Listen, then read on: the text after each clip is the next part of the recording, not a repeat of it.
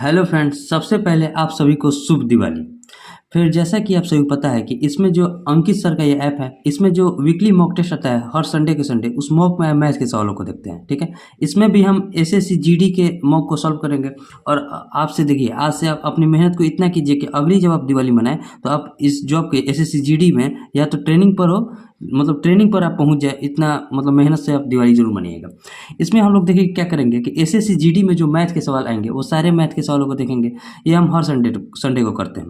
अगर आप नए हैं तो आपको बता दें कि इसमें देखिए आपका अगर पीछे के कोई भी मॉक दिए होंगे एसएससी जीडी का, अगर उसमें कोई भी मैथ के सवाल में दिक्कत आया होगा तो उसे आप यहाँ प्लेलिस्ट बना हुआ है, वहाँ से जाकर चेक कर सकते हैं। ठीक है, इसमें आज हम क्या करेंगे, आज 12 नवंबर है, इसमें हम 20 मैथ के सवालों को देखेंगे जो अंकित सर के एसएससी जीडी में फ्री में ही उपलब्ध है। ठीक है, वीकली मॉक आता है हर संडे के संडे।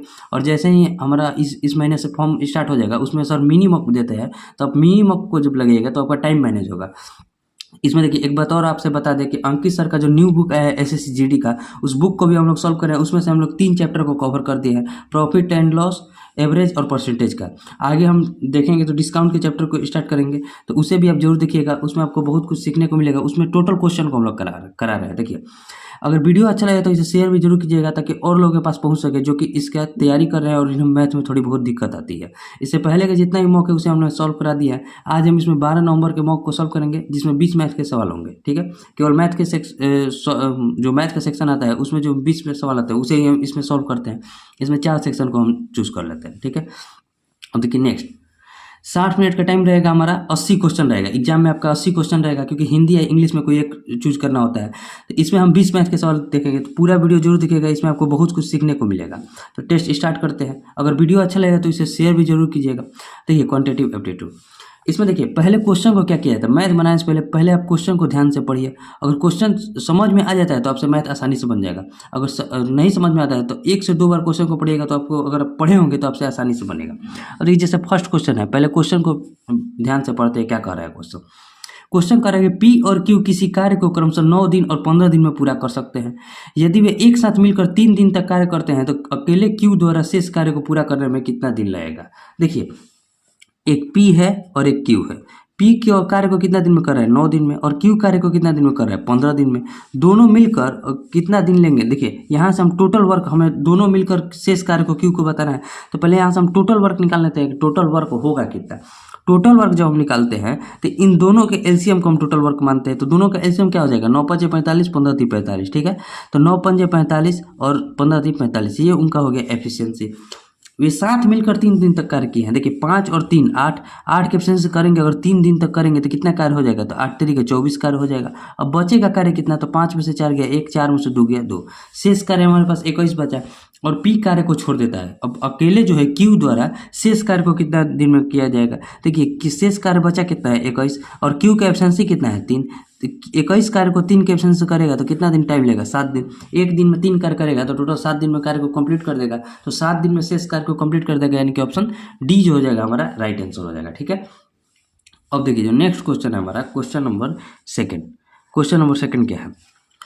क्वेश्चन कह रहा है कि एक कक्षा में, देखिए क्वेश्चन को आप जितना बढ़िया से पढ़िएगा उतना आपसे आसानी से क्वेश्चन, मतलब पढ़ने के साथ ही आपको समझ में आ जाना चाहिए कि ये क्वेश्चन कैसे बनेगा। क्वेश्चन कह रहा है कि एक कक्षा में 100 विद्यार्थी हैं, जिनमें से 70% लड़कियां हैं और शेष लड़के हैं। एक परीक्षा में लड़कियों का औसत स्कोर लड़कों की तुलना में 20% अधिक है। यदि सभी विद्यार्थियों का औसत स्कोर 57 है तो लड़कों का औसत स्कोर क्या है। देखिए जब सभी विद्यार्थियों का औसत स्कोर दे दिया है तो हम यहाँ से एलिगेशन से आसानी से क्वेश्चन को बना सकते हैं। एक क्या है, बॉय है और एक है गर्ल है। ठीक है, पहले देखिए 20% को हम क्या लिख सकते हैं, 20% कहिएगा कि 1/5 लिख सकते हैं। यानी कि अगर कक्षा में 5 लड़के हैं तो उससे एक अधिक लड़कियां हैं, यानी कि 6 लड़कियां हैं, तो दोनों को x मान लेते हैं क्योंकि हमें लड़कों का औसत स्कोर निकालना है। पूरे कक्षा का औसत स्कोर कितना है, 57 है, जो कि क्वेश्चन में आपका दिया है। अब देखिए 70% लड़कियां हैं, यानी कि 100 में 70 लड़कियां हैं, यानी कि 10 में 7 लड़कियां हैं तो 3 लड़के होंगे, यानी 70% जब लड़कियां हैं तो 30% लड़के होंगे।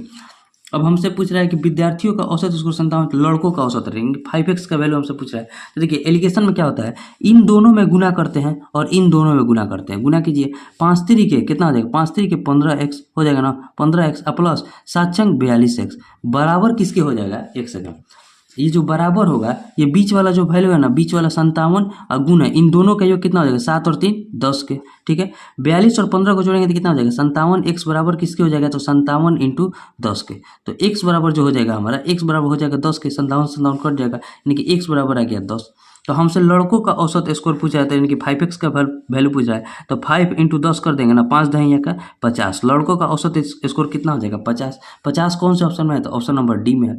उम्मीद करते हैं आपको समझ में आ गया होगा। अगर आप ऐसे बनाएंगे तो आपसे जल्दी बन जाएगा, और नहीं तो आप 100, इसमें 100 से कोई मतलब ही नहीं था। 100 विद्यार्थी अगर हम कहें माने, 10 विद्यार्थी मानकर बना दिए। जब हम परसेंट देखिए, जब यहाँ से हमें औसत स्कोर पूछा है, तो संख्या से हमें कोई संख्या का हम अनुपात को ले सकते हैं, ठीक है। उम्मीद करते हैं आपको समझ में आ गया होगा। अब देखिए जो नेक्स्ट क्वेश्चन है हमारा, क्वेश्चन नंबर 3। क्वेश्चन नंबर 3 में क्या है, क्वेश्चन नंबर 3 है कि प्रथम 10 अभाज्य संख्या के औसत तथा प्रथम दो अंकों की प्रथम 10 अभाज्य संख्या का औसत हमें बताना है। देखिए पहले तो प्रथम 10 अभाज्य संख्या लिखना है, तो सबसे छोटी अभाज्य संख्या क्या होती है, 2 होती है। और 2 ही एक ऐसी अभाज्य संख्या होती है जो सम संख्या होती है, बाकी की कोई सम संख्या अभाज्य संख्या नहीं होती। एक 2 हो गया, एक क्या हो जाएगा, 3 हो जाएगा, 2 3 5 7 11। अभाज्य संख्या पहले क्या होता है, जो संख्या स्वयं से और 1 से विभाजित हो वही अभाज्य संख्या कहेंगे। इसमें जो भी हम संख्या लिखेंगे या तो केवल अपने आप से विभाजित होगी या फिर 1 से विभाजित होगी, और कोई संख्या से विभाजित नहीं होगी, उसे हम अभाज्य संख्या कहेंगे। देखिए 2 3 5 7 11, 9 को क्यों नहीं लिए, क्योंकि 9 जो है 3 से विभाजित होता है। तो 9 11 क्या है, 11 से ही विभाज्य और 1 से विभाज्य, इसलिए हम इसे अभाज्य संख्या मानेंगे, ठीक है। 11 के बाद क्या हो जाएगा, 13 के बाद क्या हो जाएगा, 15 नहीं होगा, 17 हो जाएगा। 17 के बाद 19 हो जाएगा। 19 के बाद क्या हो जाएगा, 23 हो जाएगा। देखिए तो 1 2 3 4 5 6 7 8 9, 23 के बाद और क्या लिखेंगे, तो 29 हो जाएगा। 29 हो जाएगा क्योंकि 25 भी नहीं होगा, 27 भी नहीं होगा। तो देखिए ये हो गया हमारा प्रथम 10 अभाज्य संख्या, इनका औसत, और जो है 2 अंकों की प्रथम 10 अभाज्य संख्या। तो 2 अंकों देखिए यहाँ से स्टार्ट होना, तो ये संख्या तो होगी ही इसमें भी, यानी कि संख्या जो हो जाएगी 11 हो जाएगी, 13 हो जाएगी, 17 हो जाएगी, 19 हो जाएगी, 23 हो जाएगी और 29 हो जाएगी। 1 2 3 4 5 6 और 4 संख्या लीजिए। 29 के बाद क्या हो सकता है, 31 हो जाएगा, 33 नहीं होगा, 35 नहीं होगा, 37 हो जाएगा, 41 हो जाएगा, ठीक है, 41 हो जाएगा। 1 2 3 4 हो गया, 1 2 3 4 5 6 7 8 9, 41 के बाद और एक 43 लिख दीजिए। ये हो गया 10 अभाज्य संख्या। अब देखिए दोनों का अंतर निकालना है। इसमें देखिए ये दोनों संख्या जो है, अगर दोनों का अंतर हम निकालें तो 11 से लेकर 29 तक इसमें भी कॉमन है, और 11 से लेकर 29 तक इसमें भी कॉमन है।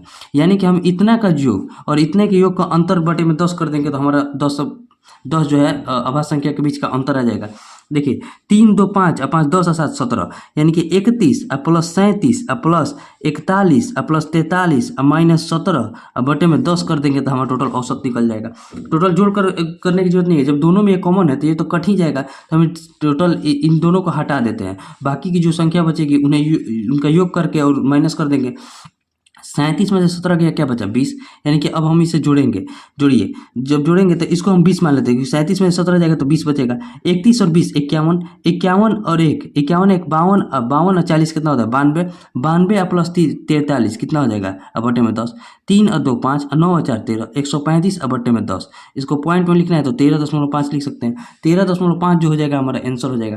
13.5 कौन सा ऑप्शन है, ऑप्शन नंबर ए में।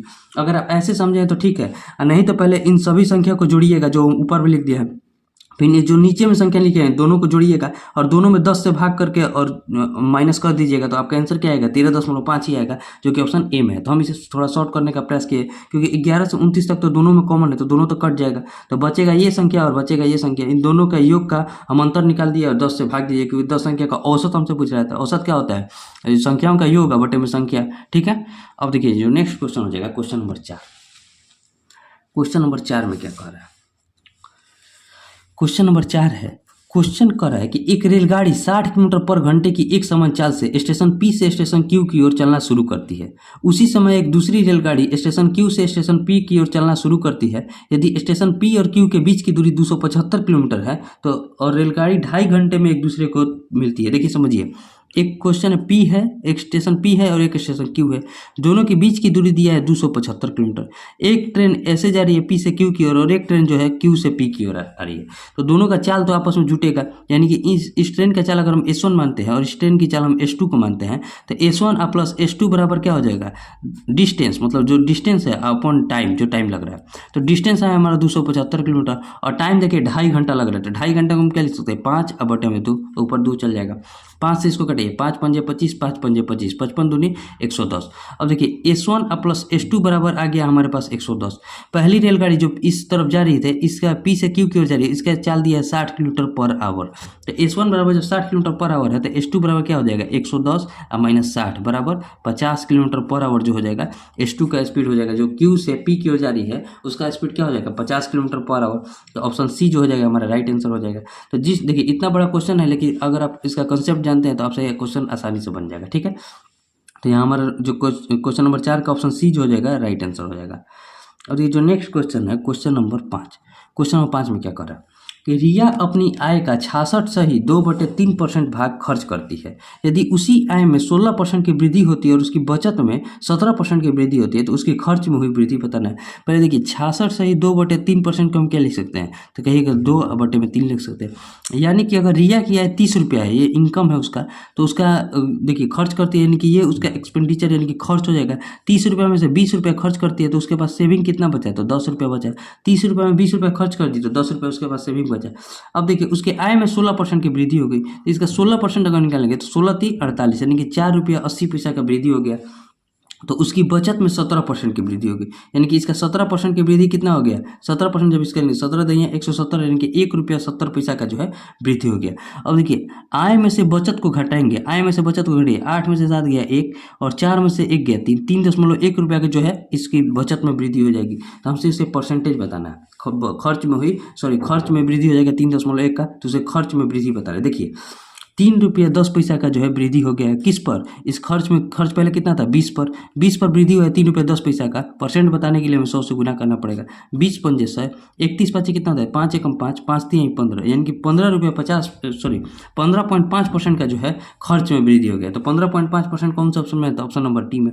इसमें देखिए आय बराबर जो होता है हमारा, आय क्या होता है, जितना हम खर्च किए और जितना बचाए हैं। इसी तरह देखिए 16% उसकी आय में वृद्धि हो रही थी, यानी कि 4 रुपये 80 पैसा का वृद्धि हो रही थी। खर्च में उसका 1 रुपया 70 पैसा का वृद्धि हो रहा था, तो बचत में उसका 1 रुपया 70 पैसा का वृद्धि हो रहा था। तो उसके खर्च में कितना वृद्धि हो गया, 3 रुपया 10 पैसा का। तो 3 रुपया 10 पैसा जो है 20 रुपये का कितना परसेंट है, तो 15.5% है, जो कि ऑप्शन डी में दिया है। उम्मीद करते हैं आपको समझ में आ गया होगा। ठीक है, अब देखिए जो नेक्स्ट क्वेश्चन है हमारा, क्वेश्चन नंबर 6, क्वेश्चन नंबर 6 को हम लोग नेक्स्ट पेज कर लेते हैं।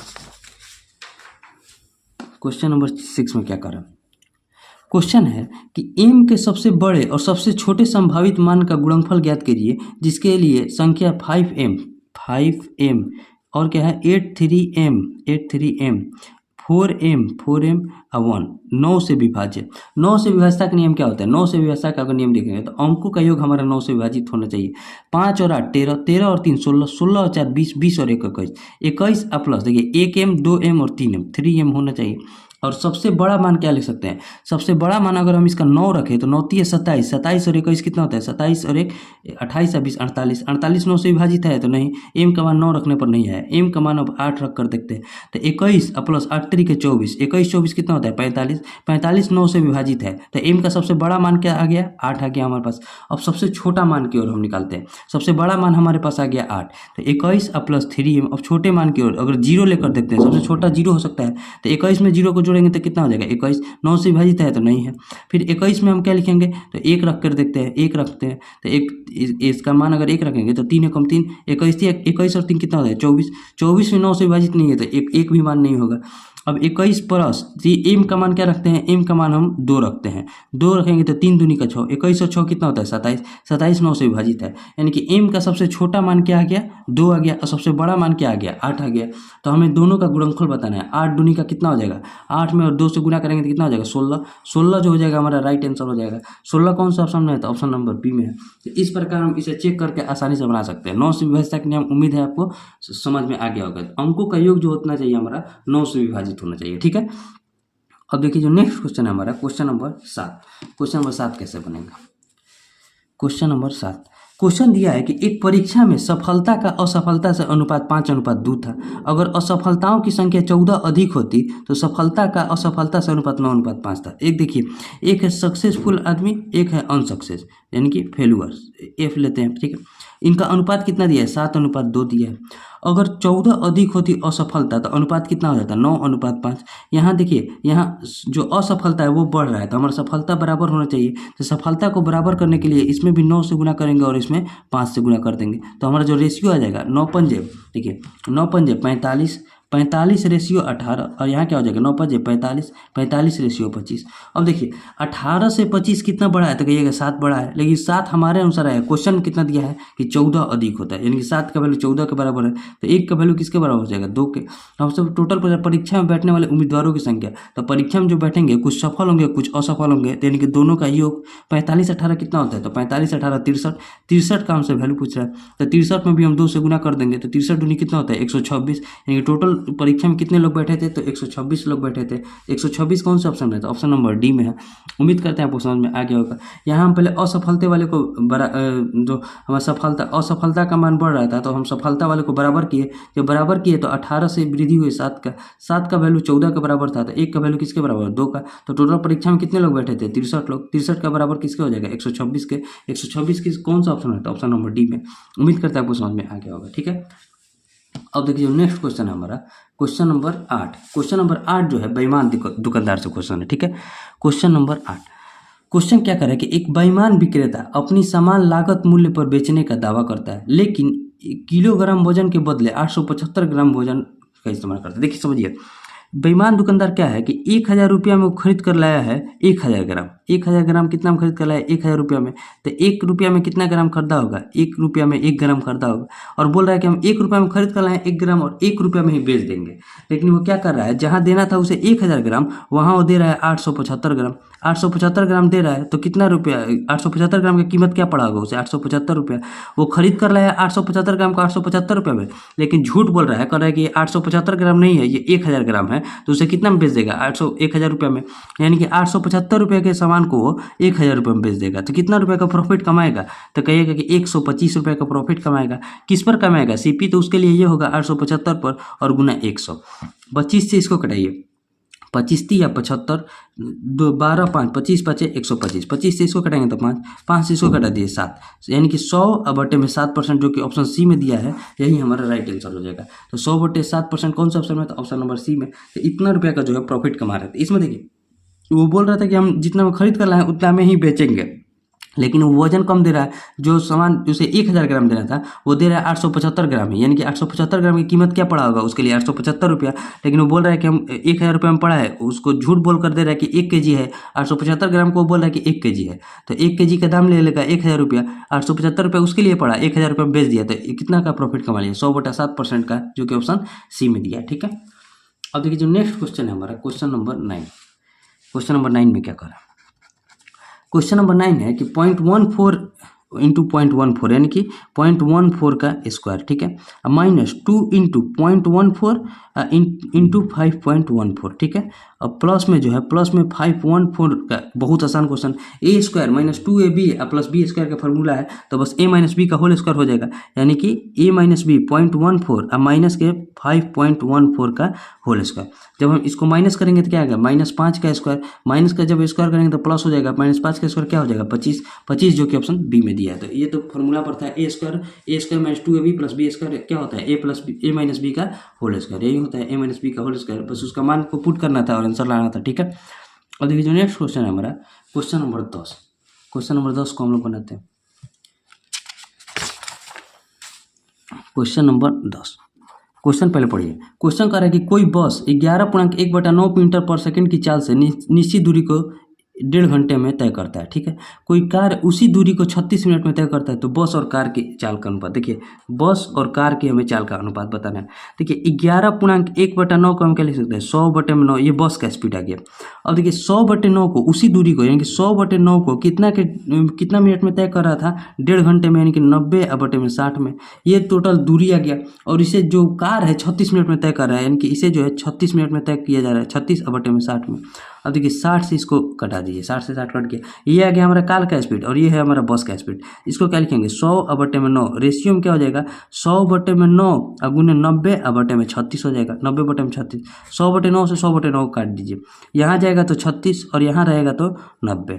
9 से इसको कटाएंगे तो 4 और 9 से इसको कटाएंगे तो 10, ठीक है। फिर 2 से कटा दीजिए, 2:5 जो हो जाएगा बस और कार का स्पीड हो जाएगा। तो 2:5 कौन सा ऑप्शन में, तो ऑप्शन नंबर डी में। यहाँ से हम कैसे इसको निकाले हैं, तो ये देखिए, ये हम अगर यहाँ से देखिए, यहाँ स्पीड है बस का स्पीड इंटू, देखिए स्पीड इंटू टाइम की है तो हमारा डिस्टेंस आ गया। डिस्टेंस जब आ गया तो डिस्टेंस पे हम टाइम से भाग देंगे तो कार का स्पीड आ जाएगा, क्योंकि इसी डिस्टेंस को 36 मिनट में कवर कर रहा है, तो ये हमारा कार का स्पीड निकाल दिए और यहाँ से हमारे पास बस का स्पीड दिया ही था, तो दोनों का रेशियो क्या हो जाएगा 2:5, जो कि ऑप्शन डी में था, ठीक है। अब देखिए क्वेश्चन नंबर 10 बन गया। क्वेश्चन नंबर 11 को देखते हैं। क्वेश्चन नंबर 11, क्वेश्चन क्या कर रहा है कि देखिए यहाँ दिया है कि 4 7 है, ठीक है। फिर क्या है √11, मतलब घनमूल में √11 है, ठीक है। और फिर है 12 है यहाँ, और इसको क्या है 1257 है। इसको हम कैसे लिख सकते हैं, तो 7 के पावर 1/4 लिख सकते हैं। क्यों, क्योंकि √7 जब होता है तो हम 7 के पावर 1/2 लिखते हैं, तो जो यहाँ होता है ना 1 के बटे में होता है, ठीक है। फिर इसको क्या लिख सकते हैं 11 के पावर 1/3 लिख सकते हैं, ठीक है। और इसको क्या लिख सकते हैं 1257 के पावर 1/12। अब देखिए हमें सबसे बड़ी संख्या को निकालना है। सबसे बड़ी संख्या को हम पहले पावर को देखते हैं कि पावर को बराबर करते हैं। यहाँ देखिए 4, 3 और 12 का जब हम एलसीएम निकालेंगे तो क्या हो जाएगा 12 हो जाएगा। 4, 3 और 12 का एलसीएम 12 हो जाएगा। इसको हम क्या लिख सकते हैं 7 के पावर 4 में, अगर देखिए इसको क्या लिखेंगे 12/4 कर देंगे, ठीक है। सब में हम 12 से गुना कर देंगे। इसको क्या लिखेंगे 11/1/3 गुना 12 कर देंगे। इसको क्या लिखेंगे 1257 के पावर 1/12 और गुना में 12 कर देंगे। तो इसको क्या लिखेंगे, तो कहिएगा कि 7 के पावर 3 लिख दीजिए। देखिए इसको क्या लिखेंगे 7 के पावर 3 लिख देंगे। इसको क्या लिखेंगे 11 के पावर 4 लिख देंगे। और इसको क्या लिखेंगे 1257 के पावर 1 लिख देंगे। 7 के पावर 3 को क्या लिख सकते हैं, अब यहाँ से हम टोटल बड़ा वाले संख्या को निकाल सकते हैं आसानी से। देखिए 7 के पावर 3 को हम लिखेंगे 343, होता है ना 343। 7 के पावर 3 को क्या लिखेंगे 343। और देखिए, और यहाँ देखिए यहाँ 11 के पावर 4 है, तो इसको क्या लिखेंगे 1331 में 11 के पावर 3 होता है, गुना 11 करना पड़ेगा, क्योंकि 11 का क्यूब जो होता है 1331 होता है। और इसको तो 1257 लिखेंगे, 1257 के पावर 1 है। तो सबसे बड़ी संख्या क्या दिख रही है हमें 11 के पावर 4 वाली दिख रही है। तो 11 के पावर 4 वाला जो हो जाएगा हमारा आंसर हो जाएगा। तो 11 वाला कौन सा ऑप्शन में है, तो ऑप्शन नंबर ए में है, तो ऑप्शन ए जो हो जाएगा राइट आंसर हो जाएगा। उम्मीद करते हैं आपको समझ में आ गया होगा। अगर फिर भी इसमें डाउट रहता है तो इसे कमेंट कीजिएगा, हम इसे बढ़िया से बताएंगे। वैसे ऐसे ही बताएंगे, इसमें कुछ नहीं करना है। देखिए नीचे वाले का हम एलसीएम निकाले हैं, फिर उनका घात जो है एक बढ़िया रेशियो में आ गया है, जिसका हमें मान पता है, ठीक है। तो अब देखिए जब हम इसका टोटल का निकालें तो 11 के पावर जो 4 वाला है, इन दोनों से हमें बड़ा दिख रहा है, क्योंकि 11 के पावर 3 का ही वैल्यू 1331 होता है, उसमें भी अभी 11 से गुना करना पड़ेगा, तो और भी बड़ा संख्या हो जाएगा। तो हमारा जो ऑप्शन ए जो हो जाएगा हमारा राइट आंसर हो जाएगा, ठीक है। और देखिए जो नेक्स्ट क्वेश्चन है हमारे पास क्वेश्चन नंबर 12। क्वेश्चन नंबर 12 में क्या कर रहे हैं, क्वेश्चन नंबर 12 है कि एक पेन की कीमत में पहले 15% की वृद्धि की जाती है और बाद में बिक्री में कमी के कारण कीमत में 20% की कमी कर दी जाती है। तो पेन के अंतिम मूल्य में शुद्ध परिवर्तन क्या है, तो देखिए a minus B minus A B upon 100 successive लगा दीजिए। 15% की वृद्धि की गई, फिर 20% की कमी की गई, फिर 15 × 20/100 किया गया, ठीक है। और देखिए 20 × 5 = 100, 5 × 3 = 15, 15 में से 20 गया -5, अब -3 कितना हो गया -8%। -8% का जो है शुद्ध परिवर्तन हो, जो कि ऑप्शन बी में दिया। तो ये तो बहुत इजी क्वेश्चन हो गया, ठीक है। और देखिए जो नेक्स्ट क्वेश्चन है हमारे पास क्वेश्चन नंबर 13। क्वेश्चन नंबर 13 में क्या करें, किसी वस्तु के विक्रय मूल्य और क्रय मूल्य का अनुपात दिया है, यानी कि एसपी और सीपी का रेशियो कितना दिया है 7:3 दिया है। तो हमसे पूछ रहा है कि लाभ और विक्रय मूल्य का अनुपात, यानी कि पी रेशियो एसपी का। देखिए 7 में से 3 गया, यहाँ पी अगर निकालेंगे तो एसपी माइनस सीपी प्रॉफिट होता है, 7 में से 3 गया 4, यानी कि 4 रेशियो क्या हो जाएगा 7, 4:7 ही हो जाएगा हमारा राइट आंसर। 4:7 कौन सा ऑप्शन में, तो ऑप्शन नंबर बी में है। देखिए बहुत आसान क्वेश्चन है। अब देखिए जो नेक्स्ट क्वेश्चन है हमारे पास क्वेश्चन नंबर 14। क्वेश्चन नंबर 14 को कैसे बनेंगे, क्वेश्चन नंबर 14 क्वेश्चन है कि यदि 9 अंकों की संख्या कौन सी है, तो 8 है, 4 है, 7 है, 5 है, 6 है, 3 है और 9 है, ए और बी है, ठीक है। 99 से विभाज्य, ठीक है, 99 से विभाज्य, तो 99 से विभाज्य यानी कि 9 × 11 से विभाज्य होगी, ठीक है। अब दोनों से हमें विभाज्यता का नियम आना चाहिए, 9 और 11 का। 9 से विभाज्यता का नियम क्या कहता है कि अंकों का योग 9 से विभाजित होना चाहिए। तो अंकों को जोड़ते हैं पहले, 8 और 4 12, 12 और 7, 12 7 कितना होता है 19, 19 5 24, 24 6 30, 30 3 33, 33 और 9 42, 42 और प्लस क्या लिखेंगे ए और प्लस बी। देखिए ए और बी का मान क्या रख सकते हैं कि हमारा 42 से कट जाए, मतलब 9 से कट जाए। तो पहले कहिएगा कि ए प्लस बी का मान या तो हो सकता है 3, 42 और 3 45 हो सकता है, या फिर ए और प्लस बी का मान या तो हो सकता है कितना 12, 42 12 54, ठीक है 12 हो सकता है, यानी कि 3 भी हो सकता है और 12 भी हो सकता है। तो ऑप्शन के अनुसार देखेंगे कौन सा पहले हम शूट करता है। देखिए 5 और 3 को जोड़ेंगे तो 8 हो जाएगा, तो ऑप्शन ए तो हमारा नहीं हो सकता, क्योंकि या तो दोनों का योग 3 होना चाहिए या फिर 12 होना चाहिए। और देखिए ऑप्शन बी को देखते हैं तो 8 और 4 12 यहाँ सेटिस्फाई कर रहा है, ऑप्शन बी सेटिस्फाई कर रहा है। ऑप्शन सी 6 और 4 10 नहीं होगा। ऑप्शन डी कितना होगा 9 और 3 12, यानी कि ऑप्शन बी और ऑप्शन डी जो है हमारा सेटिस्फाई कर रहा है। ऑप्शन बी और डी का मान हमें पहले रखना पड़ेगा। अब 11 से विभाज्यता का नियम बताएगा कि कौन सा ऑप्शन हमारा राइट होगा। तो ऑप्शन बी में क्या कर रहा है कि यहाँ 4 रख दीजिए ए की जगह पर और बी की जगह पर 8 रख दीजिए। तो ऑप्शन देखिए, अब 11 से विभाज्यता का नियम सीखते हैं। अल्टरनेट अंकों का योग जो होता है दोनों का अंतर 11 से विभाजित होना चाहिए, या फिर 0 होना चाहिए, या फिर 11 से विभाजित होना चाहिए। देखिए 8 और 7 का कितना होता है, 8 7 15, 15 और 6 21, 21 और 9 30, 30 और 8, इस 8 वाले को जोड़ना है, 30 और 8 कितना हो जाएगा 38, 38 हो जाएगा ना। अब माइनस क्या करना है, 4 और 7 सॉरी 4 और 5 9, 9 और 3 12, 12 और 4 16, 16। तो 8 में से 6 गया 2, 3 में से 1 गया 2, 22, 22 जो कि हमारा 11 से कट जाएगा, 11 से कट जाएगा 22। तो हमारा जो ऑप्शन बी जो हो जाएगा राइट आंसर हो जाएगा। अगर हम ऑप्शन डी को आप चेक कीजिएगा खुद से, हम तो यहाँ चेक नहीं करेंगे, लेकिन अगर आप ऑप्शन डी को चेक कीजिएगा तो जरूर वो 11 से नहीं कटेगा। तो ऑप्शन डी जो हो जाएगा हमारा राइट आंसर नहीं हो जाएगा, क्योंकि ऑप्शन ए और सी तो ऐसे ही छट गया, 9 से विभाजित के नियम से छट गया। तो ऑप्शन जो बी और डी में हमें सस्पेंस था वो हमें किससे क्लियर होगा, तो 11 से विभाजित के नियम से। तो ऑप्शन बी ही जो हो जाएगा हमारा सेटिस्फाई कर जाएगा। तो ऑप्शन बी हमारा राइट आंसर हो जाएगा, ठीक है। अब देखिए जो नेक्स्ट क्वेश्चन है हमारे पास, क्वेश्चन नंबर 15। क्वेश्चन नंबर 15 क्या कर रहा है, क्वेश्चन नंबर 15 क्वेश्चन कह रहा है, पहले क्वेश्चन को पढ़िए कि एक लड़की 15 किलोमीटर पर आवर की चाल से 30 किलोमीटर की दूरी तय करती है, वह आगे 20 किलोमीटर की दूरी 10 किलोमीटर पर आवर की चाल से तय करती है, तो कुल यात्रा के दौरान उसकी औसत चाल हमें बताना है। देखिए एवरेज स्पीड अगर हम निकालें, एवरेज स्पीड क्या होता है, total distance upon total time, यही होता है। तो टोटल डिस्टेंस क्या है, एक जगह 30 किलोमीटर चल रही है और एक जगह 20 किलोमीटर चल रही है, ये टोटल डिस्टेंस आ गया। इस 30 किलोमीटर के डिस्टेंस को 15 के स्पीड से चल रही है, ठीक है, और इस 20 किलोमीटर के डिस्टेंस को 10 के स्पीड से चल रही है। ये देखिए डिस्टेंस अपॉन स्पीड बराबर टाइम आ जाएगा।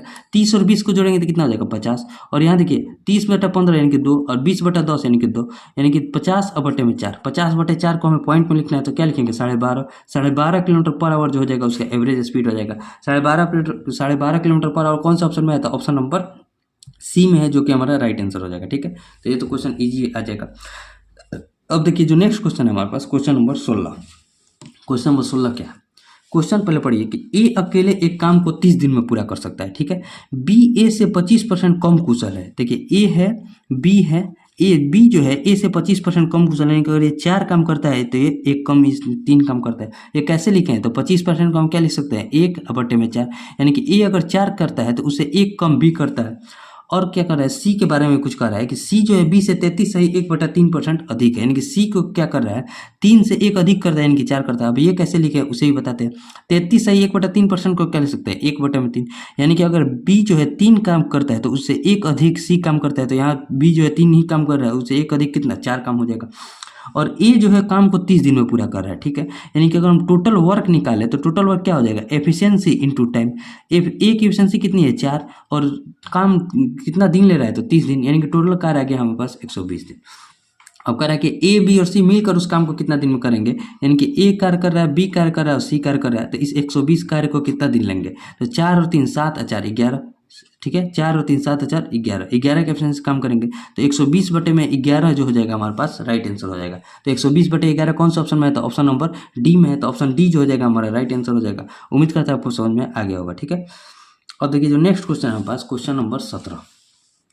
क्वेश्चन नंबर 17 में क्या कर रहा है, क्वेश्चन नंबर 17 क्वेश्चन है, इतना बड़ा क्वेश्चन है। क्वेश्चन कर रहा है कि एक स्कूल में परिवहन के रूप में स्कूल बस, बाइक और साइकिल का उपयोग करने वाले छात्र 6:3:1 के अनुपात में है। यदि स्कूल के छात्रों की कुल संख्या 1200 है तो परिवहन के लिए साइकिल का उपयोग करने वाले छात्रों की संख्या बताना है। देखिए स्कूल बस है और क्या है बाइक है और एक साइकिल है, ठीक है। रेशियो क्या है 6:3:1 है। तो हमसे पूछ रहा है कि 1200 टोटल है, यानी कि 6 और 3 9 और 1 10 का मान जो है 1200 है। तो हमसे पूछा साइकिल का उपयोग कौन कर रहा है, तो 1 का मान हमें बताना है, तो बस 1200/10 कटा दीजिए। 120 छात्र जो है साइकिल का उपयोग करते हैं। 120 कौन सा ऑप्शन है, तो ऑप्शन नंबर डी में। बहुत इजी क्वेश्चन हो गया। और देखिए जो नेक्स्ट क्वेश्चन है हमारे पास, क्वेश्चन नंबर 18। क्वेश्चन नंबर 18 में क्या करें कि 28 सेंटीमीटर व्यास वाले वृत्ताकार पिज्जा का 1/4 भाग पूरे पिज्जा से निकाल दिया जाता है। देखिए पहले वृत्त के आकार का ये पिज्जा है, इसका 1/4 भाग पहले देखिए, पहले 3 इसे 4/4 में बांट देते हैं। देखिए 4 में से एक हिस्सा इसको मान लीजिए, इसको हम टोटल को निकाल दीजिए, इसको एज्यूम कीजिए कि इसको हम निकाल दिए, तो हमसे शेष पिज्जा का परिमाप पूछ रहा है। तो इस 3 हिस्सा का हमें पहले परिमाप निकालना पड़ेगा, और बाद में जब इस हम पिज्जा को जब 3 हिस्सा का निकालेंगे तो यहाँ से यहाँ तक ही केवल निकाल पाएंगे, और बाकी का ये जो डिस्टेंस बचेगा इसे भी तो निकालना पड़ेगा, ये जो डिस्टेंस बचेगा, क्योंकि इसको हम जब निकाल दिए, इसको निकाल दिए तो ये 2 त्रिज्या हमें, यानी कि एक ये आर और एक ये आर, दोनों को आर को निकालना पड़ेगा। देखिए यहाँ डी बराबर दिया है 28, तो आर बराबर कितना हो जाएगा, 14 हो जाएगा। अब देखिए पहले इस हम 1/4 को निकाल दिए, तो 3/4 पिज्जे का परिमाप निकालना पड़ेगा। 3/4 पिज्जे का क्या हो जाएगा, 3/4 इंटू 2πr होता है, 2πr। अब देखिए 2 से इसको कटा दीजिए, 2 हो जाएगा 2। देखिए 2 से इसको कटा दीजिए, 2 हो गया, यानी कि 3 इंटू 22/7 इंटू आर की जगह क्या लिखेंगे, आर की जगह आपको ये 14 लिख दीजिए, और ये जो 2 है इसको 2 लिख देंगे। 7 दूनी का 14, 2 से ये 2 कट गया, यानी कि आ गया 66 तो आ गया यहाँ से यहाँ तक का। अब ये जो 2 आर डिस्टेंस चलेगा वो भी परिमाप क्या होता है, टोटल हमें घूमने वाले जो दिशा होता है उसी को परिमाप करेंगे, जितना वो पूरा चक्कर लगा दीजिएगा उसको परिमाप करेंगे। तो देखिए यहाँ तक रुकेगा थोड़ी, फिर यहाँ तक जहाँ से चला है वहाँ तक उसे पहुँचना है, तो वहाँ तक पहुँचने के लिए कि ये आर को डिस्टेंस तय करना पड़ेगा, और एक ये आर डिस्टेंस तय करेगा, यानी कि 2 आर डिस्टेंस को तय करेगा, 2 इंटू 14 को तय करेगा। तो 66 में हम इसे 28 को भी जोड़ना पड़ेगा, तो 66 28 जोड़ेंगे तो कितना हो जाएगा, 8 और 6 14, 6 2 8 और 1 9, यानी कि टोटल परिमाप कितना हो जाएगा, 94 जो कि ऑप्शन सी में दिया। उम्मीद करते हैं आपको समझ में आ गया होगा। तो इसे आप गलती नहीं कीजिएगा, नहीं तो आप सीधे अगर देखिए, अगर सीधे हम 3/4 2πr निकाल कर करते तो 66 आता है, 66 भी ऑप्शन बी में दिया है, अगर आप उसे क्लिक कर देते तो आपसे जो है क्वेश्चन गलत हो जाता। हमें इस पूरे देखिए चित्र से क्या समझ में आ गया कि जहाँ से हम चले हैं वहाँ तक हमें पहुँचने के लिए इस आर और आर यानी कि 2 आर डिस्टेंस को भी कवर करना पड़ेगा, तो इसे भी जोड़ना पड़ेगा, जो कि जोड़ने पर क्या आ जाएगा, 94, जो कि ऑप्शन सी में दिया है। और देखिए जो नेक्स्ट क्वेश्चन है हमारे पास, क्वेश्चन नंबर 19। क्वेश्चन नंबर 19 में क्या करें, क्वेश्चन नंबर 19 और क्वेश्चन नंबर 20, तो हमारे पास क्वेश्चन बचा है। अब इन दोनों क्वेश्चन को हम लोग सॉल्व कर लेते हैं। देखिए क्वेश्चन नंबर 19 में क्या करें, क्वेश्चन नंबर 19 क्वेश्चन है कि किसी घनाभ की लंबाई चौड़ाई और ऊंचाई का योगफल 28 सेंटीमीटर है। यदि घनाभ का कुल पृष्ठ क्षेत्रफल 588 सेंटीमीटर स्क्वायर है तो इसका विकर्ण क्या होगा। घनाभ का पहले लंबाई चौड़ाई और ऊंचाई का कितना दिया है, 28 दिया है, और इनके कुल पृष्ठ क्षेत्रफल कितना होता है, 2 इंटू LB प्लस BH और प्लस HL बराबर किसके हैं, तो 588 के बराबर। ठीक है, तो हमसे पूछ रहा है कि L square plus B square और प्लस H स्क्वायर का रूट ओवर का मान हमसे पूछ रहा है। तो देखिए पहले इसका वैल्यू फॉर्मूला क्या होता है, इसका जो फॉर्मूला होता है L square plus B square और प्लस H स्क्वायर का फॉर्मूला आपको ध्यान होना चाहिए। क्या होता है, A प्लस B प्लस यानी कि L plus B plus H का होल स्क्वायर, और माइनस का जो होता है 2 इंटू LB प्लस BH और प्लस HL होता है। सब का तो वैल्यू हमारे पास उपलब्ध है। L plus B plus H की जगह क्या लिखेंगे, 28 का स्क्वायर और माइनस 2 इंटू इसके मान कितना दिया, 588 कर देंगे। 28 का स्क्वायर कितना होता है, 784 में से 588 को घटा दीजिए। 14 में से 8 गया 6, यहाँ क्या बचा, 17 में से 8 गया 9, और 6 में से 5 गया 1, 196 बचा। हमें इतना का वैल्यू नहीं निकालना था, इसका रूट निकालना था, तो इसके हम रूट को जब करेंगे तो इसको भी रूट करना पड़ेगा। तो कितना आ जाएगा, root over L square plus B square plus H square का वैल्यू कितना आ जाएगा, 14 के बराबर। तो 14 जो हो जाएगा हमारे पास राइट आंसर हो जाएगा। 196 का रूट कितना होता है, 14, जो कि ऑप्शन सी में दिया है। उम्मीद करते हैं आपको समझ में आ गया होगा। अब देखिए क्वेश्चन नंबर, क्वेश्चन देखिए 19 क्वेश्चन तक ही आज इसमें है, क्योंकि देखिए इसमें 21 क्वेश्चन, 20 क्वेश्चन, 19 क्वेश्चन। हिंदी में जो है 1 क्वेश्चन एक्स्ट्रा दे दिया गया है और मैथ में से 1 क्वेश्चन को हटा दिया गया है। तो 19 क्वेश्चन तक ही हैं और टोटल 19 क्वेश्चन को बता दिए। अब हम इसे सबमिट कर देते हैं। सबमिट